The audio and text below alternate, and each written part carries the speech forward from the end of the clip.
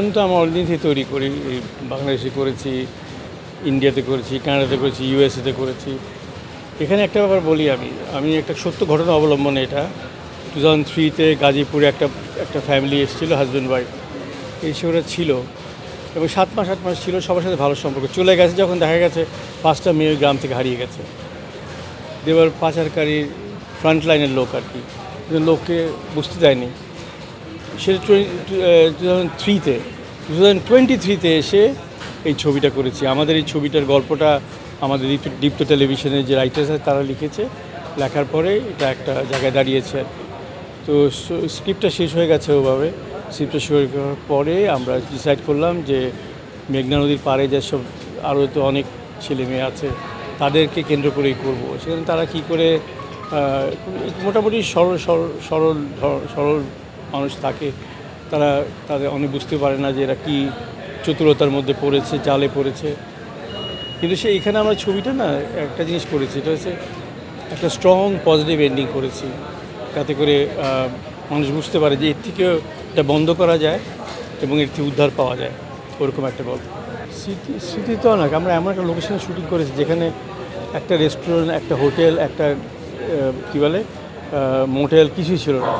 সেখানে 70 জন লোক 2টা ট্রাক নিয়ে গেছে শুটিং করতে।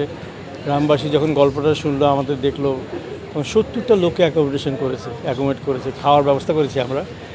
এইটা একটা অস্বাভাবিক রকম মানে সাপোর্ট ছিল। এবং শিল্পীরাও বা কলাকৌশলীরা ওই যে একেবারে বিচ্ছিন্ন, তো শহর থেকে বিচ্ছিন্ন, সেখানে টানা 15 দিন থেকেছে, পরে আবার যে 3 দিন থেকেছে, কোনো কমপ্লেন করে নাই। তারা আবার ভাবছে যে এটা সবাই মিলে একটা কিছু দাঁড় করাই। এবং এর পরবর্তীতে যখন ছবিটা যারাই দেখেছে বলছে গল্প ভিত্তিক ছবি, গল্পটা খুব ভালো হয়েছে। গল্পটা নিয়ে সবাই খুব, আর আমরা খুব প্রাউড ফিল করি যে একটা গাঁথনি ভালো আছে। না, আমার মনে হয় একটা উৎসব, একটা ঈদ এমন একটা জিনিস, একটা ইভেন্ট। আমার হয় কি, সিনেমা হল যদি থাকতো, যেমন আগে ছিল 1500 সিনেমা হল, 1600 সিনেমা হল, তখন একরকম পরিবেশ ছিল। এখন তো সিনেমা হল কমে গেছে, সিনেমা হলগুলো এখন কনভার্ট করেছে যে দোকানে। এখন সিনেমা হল কমে যাওয়ার পরে ঈদের সময় অনেক সিনেমা হলই খোলা হয় এবং আমার মনে হয় যে উৎসবকে কেন্দ্র করে এবং ছুটি পাওয়ার কারণে একটা কালচার দাঁড়িয়ে গেছে। তার চেয়ে বড় কথা হচ্ছে এবার ইয়াং ফিল্ম মেকাররা খুব সুন্দর সুন্দর ছবি তৈরি করেছে। এটা একটা ভালো লক্ষণ, কারণ আমার মনে হয় যদি ভালো সিনেমা বেরোয়, ভালো সিনেমা হলও বেরোবে। সিনেমা হল মানে সিনিপ্লেক্স হবে সারা দেশে, মানুষ আবার সিনেমা হলে ফিরে যাবে। তো তারই পূর্ব লক্ষণ হচ্ছে এটা, যে ভালো ছবি নিয়ে অনেকেই এগিয়ে আসছে এবং আগামীতে এটার জন্য দরওয়াজা খুলে আছে।